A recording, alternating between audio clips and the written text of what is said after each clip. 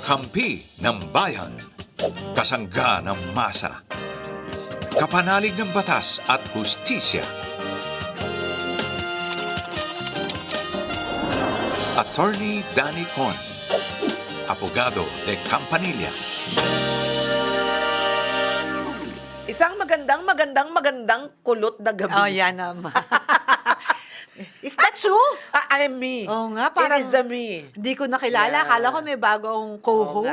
Anyong Oo nga. hasayo, diba? Kasi Ganda. naman kulot-kulot, O, saan mo pinagawa yan? Hindi ho kumulot ang utak ko, ha? Tanda. Parang eh. Parang, medyo. Lagi naman eh. So, umayo na lang yung Oo buhok nga, mo. oo. Sumabay na lang yung buhok Oo ko. nga. Pero hindi, honestly, ang ganda. I thank you so very Honestly, much. Magandang gabi nainggit po sa tuloy inyong ako. lahat. Magpapakulot na rin si Attorney PG. Ako po yung Mare ng Bayan Mariaw. At syempre kasama natin ang Istret. Na si Istret. Attorney PG Galang. Oo. Good evening. Ay, good evening. Straight talaga. Ako, nothing against LGBTQ. Hindi, ibig sabihin ng straight ang Straight ang buhok. hair. Pero sabi mo gusto mong pakulot Oo. ako. Eh, no? Dapat sabay tayo. Eh, kaya lang Pakulot ka rin sa tips. Pero hindi ko ata kaya yung ginawa mong kulot sa Korea. OG ang kulot mo eh. Oo Sa nga Korea eh. ginawa yan. Oo. Kasi sabi, ito na ang istorya ng buhay. Gusto malaman. Sige. O, ganito ho yan. Pagpunta natin ng Korea, ang gusto natin talaga ay bumata. Kasi di ba, dapat ang gaganda ng mga kutis, di ba? Tapos ang gaganda ng buhok, ang gaganda ng mga, di ba, hairstyle, saka pati mga nails, mga Flawless. Walang ganyan. pores. Sabi ko, ay, dahil dito, sila lang ang may DG perm, di ba? Sila nagpauso niyan. Sila nagpauso niyan. Eh di, syempre, ako rin ay makikiuso. So, pumunta ako na sabi ko, gusto kong bumata. Sabi ko ganyan. Okay, gusto kong bumata. Ang ginawa sa akin, nagpakulot ako, di ba? Eh, dun lang ang ganda. specialty, di Ang ba? hirap kaya maiksi buhok mo, tapos kinulot. Ang Correct. ganda, Eh di, pagtingin ko sa lahat ng mga subway, lahat ng kabataan is trend. At ang mga At kulot. lahat ng mga medyo thundercats kulot. Ayan. Sabi ko, ano nangyari? Bakit parang I belong to the other Yun talaga. side? Lumabas ang totoo. Yun ang mga katropa mo.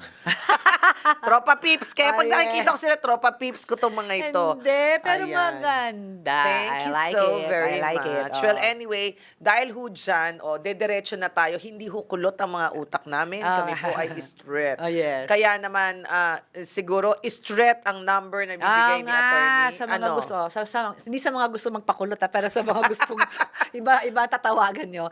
Kung gusto magtanong sa amin, sa mga usapang legal, sa Globe, meron ko kaming number, 0954-310-0331. And for Smart, it's 0961-770-8807. Pwede rin sa Messenger Live. Well, yan na ang inyong mga numbers. So, Yes. tawag na po at mag-text na. So, anyway, eto na, ready ka na. Ready. Ready na ang ating straight na buhok na abogado. Yeah. Ito na ang kanyang first question. Ang kanyang tanong ay manggagaling mula sa Bicol, Ay, ang 27 years layo. old. Si Maris, tama. Saan ang Bicol? Ha? Ano sa ng Bicol? Saan ang Bicol? Doon sa may malapit sa Pacific Ocean. Ayan. Absent ako niyan eh. Hindi mo alam? Ay, hindi alam mo, map drill champion ako nung Sige. Hindi, I'm not kidding. Talaga?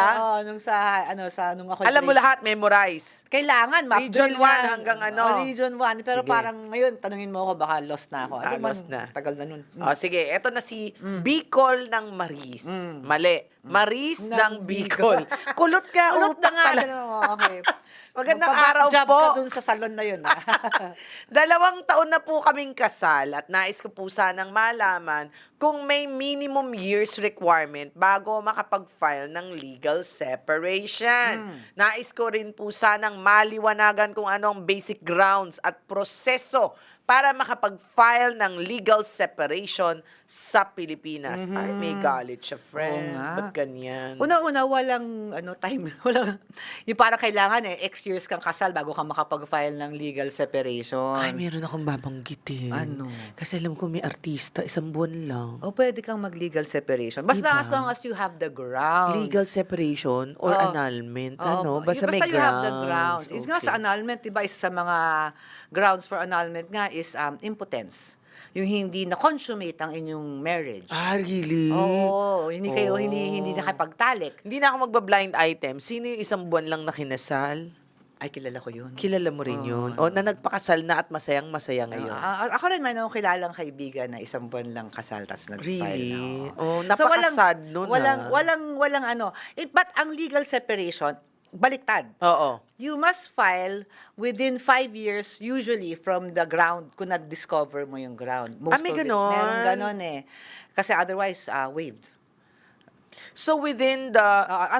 Madami kasing mga grounds for legal separation, Okay. which is different from declaration of nullity or yung annulment. So, usually for legal separation, ano ba? Let's say, alcoholism. Pwede yun, o yung sexual... Ay, talaga? Oo, or kaya, ano pa, infidelity kasama, ha? Sexual. Really? Oo, sexual infidelity. Sa legal separation? Sa legal Sa separation. annulment, ganun din. Sa annulment, not necessarily as long if you can prove that it is Affecting. Psychological Yes, incapacity. Pero sa legal separation, tinan mo, yung ito, nakalagay. Diba? Ano ang grounds ng Ayan, legal oh, separation? Coercion, prostitution, addiction, sexual offenses. Ay, Abandon- bigamy, threat to life, abandonment, yeah. at violence and abuse. Iba yung grounds nila. Actually, mas madaling And, okay, so yun yun. So, kunyari, nalaman mo na nangyari yun, we have 5 years, di ba? Usually. From discovery. Okay, I got it. So, Pero, walang sinasabing time frame. Kahit kinabukasan, kung nalaman. Kung after ng marriage, may Kinabukasan. problema. Yan, sige. Ang nangyayari lang, ang proseso, syempre you file a petition for legal separation.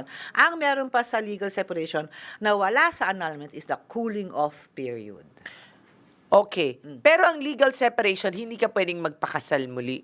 Kasi kasal ka pa rin. Ang legal separation, you are only excused from your duties or ang tawag doon, bed and board.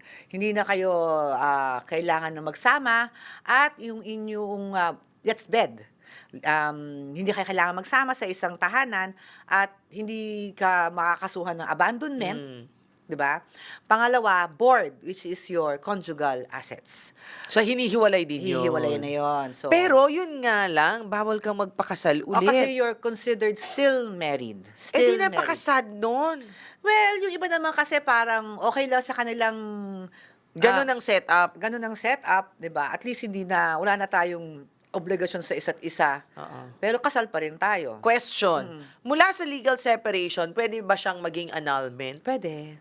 Pwede. So, mas Pwede. madali naman siguro. Mas madali na. Mas Oo. madali. Gastos ka lang ulit. Gastos ka lang ulit. Kaya pwede, hindi naman siya yung parang porket pwede naman. Parang nag-escalate. Pero ang problema lang, you start from scratch ulit. Yes. Oo, So, yes. from filing of kasi nga legal separation. Magkaiba yung grounds eh. Oo, Magkaiba yung grounds. O pag-isipan ng maigi, ha? Anong pangalan Pero niya? ako lagi, for example, kung available... Maris. Oo. Pwede naman. Depende kung ano.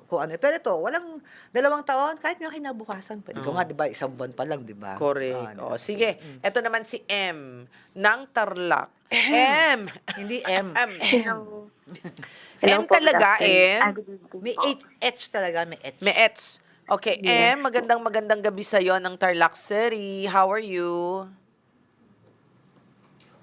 Hi, M. Sabi niya, Ano matuto? M. Oo nga, diba? Oo. Oo, Hello, nasa mid- M. Nasa mid ata Nasa si mid. M. M, how are you? Nawala. Sige, Nawala balikan na lang si M. natin Sige, si M. isang Oo. question muna ulit. Inom muna ng tubig, M. Baka nasasamid ka lang. Sabi ko nga, di ba, nagpahiwatig si Carla. Ay, Kanina siya yun di Oo ba? nga. Sige. Quezon City naman si Carla, 27 years old. Magandang araw po, attorney. May concern po ako tungkol sa mga alahas ng aking yumaong ina na naiwan at pinatago sa aking tita nung ako ay bata pa. Matapos pong pumanaw ang aking ina, 2 taon na ang nakalipas, hindi pa rin po binabalik ng aking tita ang mga alahas na ito at hindi rin po kami nagkaroon ng maayos na usapan tungkol dito. Merong sinasabi po siyang may utang umano ang aking ina sa kanya na umabot sa malaking halaga. Pero ayon naman sa aming mga ibang kamag-anak ay Maliit lang. walang mas maliit lamang ito at walang malinaw na dokumento o agreement tungkol sa eksaktong halaga. Nais ko po sanang malaman kung may karapatan po ba akong kunin ang mga alahas bilang tagapagmana at kung ano po ang tamang legal na hakbang kung sakaling i-assert ko po ang utang or i-assert niya ang utang laban sa amin na naiwan na ari-arian. Okay. Ay, ako.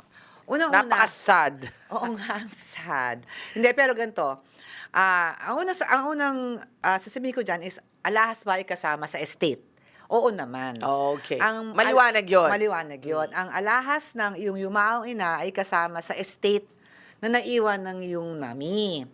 Ngayon, usually, okay, pag ganyan, sinasabi ng iyong tita na may utang. May karapatan ba ang tita mo na i-withhold ang alahas porket may utang?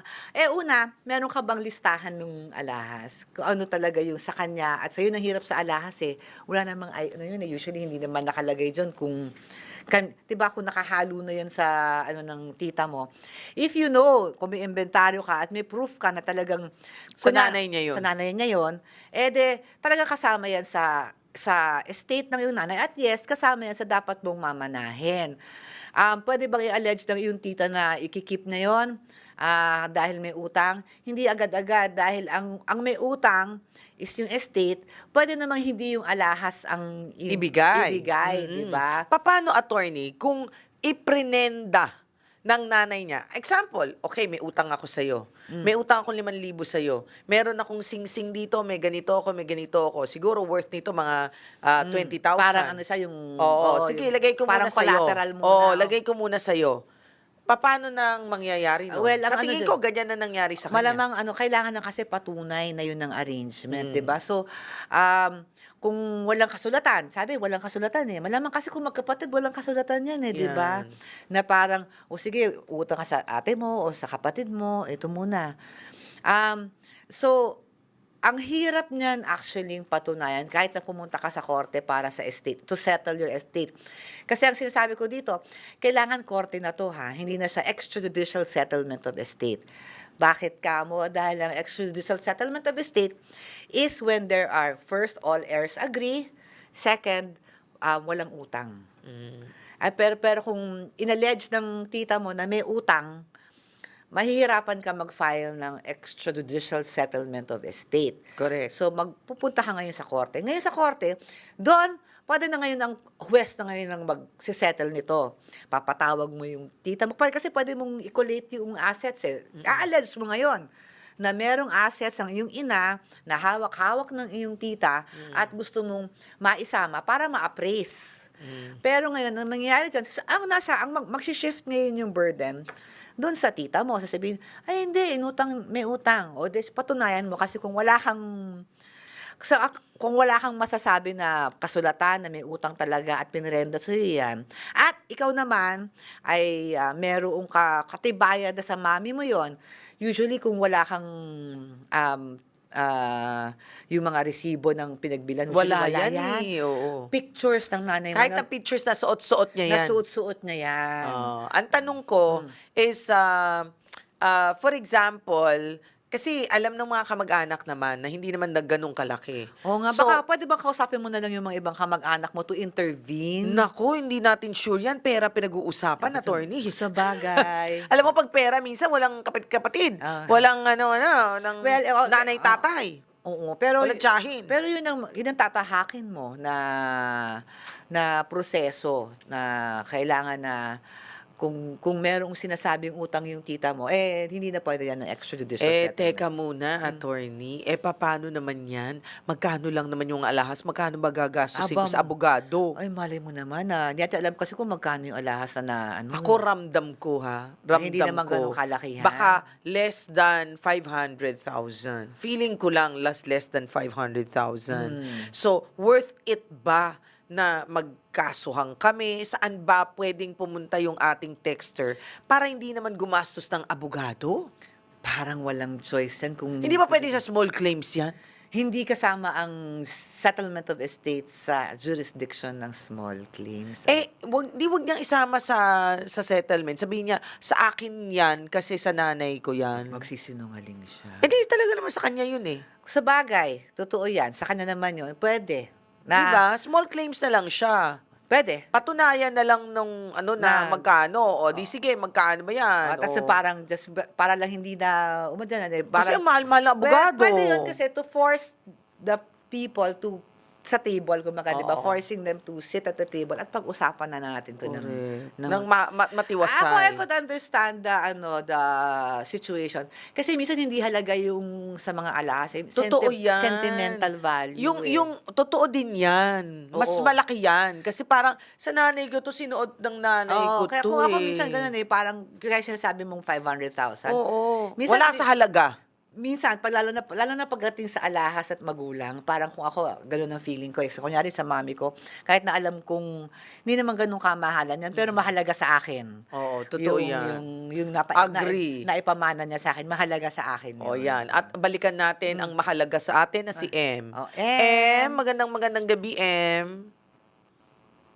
Hi, M. Naging N ka na kasi Okay. tapos na si M. N ka na ngayon. Try ulit. N. Isa pang chance kay M. Ayan na. Ayan dito na. M. Sige, Apo, Z. ayun. Ayan. Sumagot ang Z. Oo nga, Z, Okay, yun na nga. sige. Si M. So, M, anong tanong natin kay attorney? Ano po yung pwedeng i-case sa husband po na nag-cheat? Kasal po Mm-mm. Pero ang evidence lamang po is photos, text message, receipt ng money na pinadala. Sorry.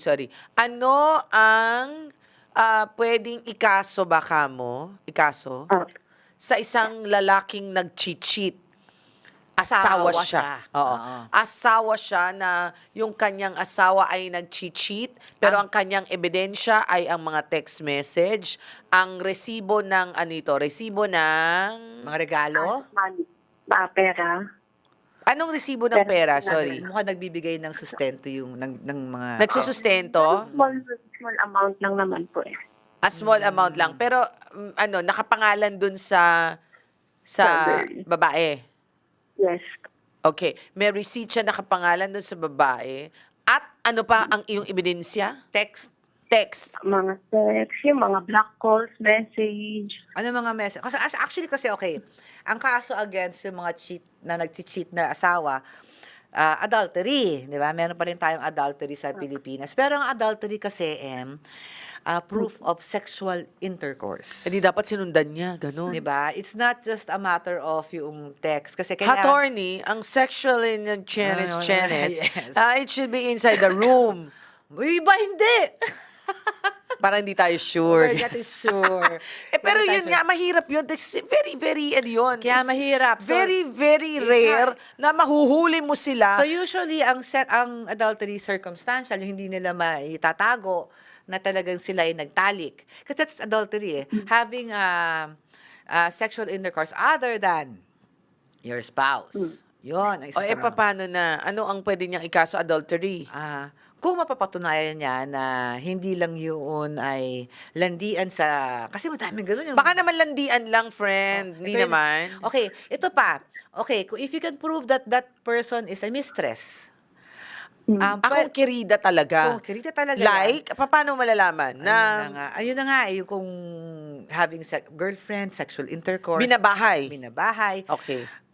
Yung mga regalo, yung mga perang binigay can actually be recovered, Kasi it is illegal to donate to your mistress, to give ang ginagamit ay conjugal funds. Pwede mo gawin yun. Ganun ba yun? Okay. So, nalaman mo na ba, Em? Meron pang isa. Ngayon, kung if this infidelity cost you emotional abuse, kasi may mga kaso na ngayon na bago sa Supreme Court sa VAUSI, Violence Against Women and Children, that marital infidelity constitutes psychological abuse. So, pwede rin yun. Pwede rin yun, VAUSI. So, pwede po yung mga text message na masasakit. Oo, kahit na Hindi, gano'n. teka muna. Text message na masasakit sa'yo? From the husband. Oo nga. Sa'yo from the husband. Sabi yun, pwede yun VAUSI kasi that's verbal abuse that can be emotional and psychological abuse. Bakit naman siya na yung nambababae, siya pa nagte-text ng masasakit na salita? So, either, ang kadalasan ginagamit ngayon sa adultery kasi, ang hirap ng patunayan na meron ganon. They usually go for the VAUSI, which is also a criminal case. Yes. And you only have to prove that there's psychological and emotional and economic abuse. Ayun, okay. Nakuha mo, M? So, kunyari, economic abuse. Kunyari, nagbibigay siya ng pera sa kanyang kulasisi. Tapos o, ikaw tas kayo, wala. hindi kayo binibigyan o tinitikis kayo. That's economic abuse. May anak kayo, M? Yes po. Ay, may ano. Oo. So, I suggest para hindi ka masyadong gumastos, pumunta ka sa women's desk sa kapulisan, and they usually handle yung mga vowsy na ganyan. At keep all the text messages. Magkwento ka lang doon. So, isa yun sa mga options mo. Yan. Nakuha mo na? Yes po. Thank you. Okay, good luck sa'yo, M. Parang napakalungkot ni Oh, Emma. wala naman kasing sasaya sa ganyang Oo nga sitwasyon. parang ano. So, Emma, Diba? paano? Tibay lang. Oo, ganyan talaga. Siguro, pinaka-importante dasal. Tsaka Wala nang lalakas pa. Hindi, tsaka tama yung ginawa ni Em. Kesa magtiis, tumawag sa atin. Para alamin niya ang karapatan niya. Oo, that's the Oo. first step. Knowing what you can do. Pero knowing M, your mahal rights. mo pa? What a question. Hindi yun totoo. Eh, ba't ka natatawa? Natawa tuloy si O, tingnan mo, Em. natalawa ka tuloy. Mahal mo pa ba ang asawa mo? Maybe. Baby! Showbiz? Showbiz. Showbiz na showbiz. Grabe siya. Ay, hindi naman sa baka anuhin ako ng mga women's rights, Oo. Pero kahit naman ako pag may lumalapit sa aking mga kliyente at ang tinatanong na yung mga ganyan, tinatanong ko rin naman yan eh. Ako rin, tinatanong ko. Kasi, nangyayari. Nasasaktan lang. Kung kayang patawarin at tingin nyo you can get over it, then why not? But the thing is, most often than not, hindi. I'm very cynical about it. Once ginawa yan, gagawin ulit eh. Sa talaga? akin Oo. na. Siguro, hindi, alam mo, maraming nagkakaroon ng... Takot tuloy si M. Hindi. Sa akin lang ha, M. First time ginawa, Yes po. yes. Yeah. Yan, umiiyak na siya. Kanina Hindi tatawa-tawa po. Eh, kasi siya. naman, yung Ngayon, tanong- iiyak-iyak yung siya. tanong mo kasi. Oo, na lokaret na. Ano ba talaga, friend? Yan ba epekto ng kulot? Yan ang epekto ng kulot. Pero hindi, totoo, ay sa akin lang naman ha. Ito sa akin hindi legal ha. Yung sa akin illegal eh. Hindi. Illegal bang magmahal? Hindi, Ayun. totoo naman. Hindi, alam mo minsan nasasaktan tayo, bugso ng damdamin pagka nagagalit ka. Hindi, So, pero- just calm down and assess the situation for the children. Lalo na kung wala ka naman. Oo, kasi may anak eh. Sa Alam mo yun, may bagay. anak. Although I hate that reason na parang tinitiis That's mo. true. That's true. Pero sa akin, give it one more chance na magkaroon kayo ng isang marriage counselor. Pwede Yung rin yun. professional na If you marriage are minded, counselor. kasi nga baka naman sabihin Yan. naninira tayo ng Ay, pamilya. oo. Totoo naman. Pero gusto kong malaman mo, Em, na pwede ka nang pumunta Maraming ng pulis. choices. Huwag ka makikinig dyan to kay Mari. Lalong na-confuse. Na-confused. O sige, M, thank you ah. Thank you, Em. Thank you po. Thank you po. Okay, sige. Okay, ito, now na. Short only, please. Sige. Okay, si Nina, 29 years old ng Cebu City. Magandang araw po, attorney. May concern po ako tungkol sa sitwasyon ng aking kapatid na babae. Nalaman po niya na ang kanyang asawa, ito na naman Ito tayo, pa. may Ano ba to? karelasyon sa kanyang May theme ba ang ating ngayon? Oo ang nga ating eh. show? Okay. May relasyon sa kanyang matalik na kaibigan. Kaibigan ng asawa, kaibigan ng... Sabunutan ko to talaga eh. Oo, Ginagalit nga. ako eh. Aha, Oo. Na tumagal umano ng halos 10 taon. 10 taon. Wow! Simula pa bago sila ikasal. Wow! Kahit Ooh! ako nagulat ako doon, ano? At ikinasal po Palitan na sila. natin ang title ng show na Correct. to. Ano, kakaiba na ito. Oo Oo, nga. sige. Love, Ikinasal love, po ano to? sila noong 2018 at tatuklasan lamang po niya kamakailan tungkol sa panluloko nito. Grabe. Dahil dito, Ang galing magtago, 10 10 years. taon kasi best friend eh. Kaya ano mo, pagsasabi ka sa kaibigan ko lang, huwag ka nang maniniwala. Oo, dito. Dahil dito, pinaalis na po ng kapatid ko ang asawa sa bahay at naibenta na rin nila ang ilang business assets at sasakyan na hawak nila. Nais po sana naming malaman kung ano ang legal na hakbang na maaring gawin laban sa asawa at sa kaibigan. At kung ang annulment ba ay maaring maging valid basis sa naunang panloloko bago ang kasal. Nais din po namin malaman kung maaari bang pumasok sa concubinage case kasi walang aktual na pagsasama sa iisang bahay kundi puro pag-check-in lamang. Mayaman to, may pang-check-in. Araw-araw may text. 10 Ay, taon. nako. Hindi ka na lang kumuha ng kondo para nahuli ka, friend. Oo nga, di ba? Nagpayo ka pa ng ganyan. Ano? Sayang din yung 10 taon, ano? Ang dami na niya natipid doon. Una, pwede ka magpa-anal dyan.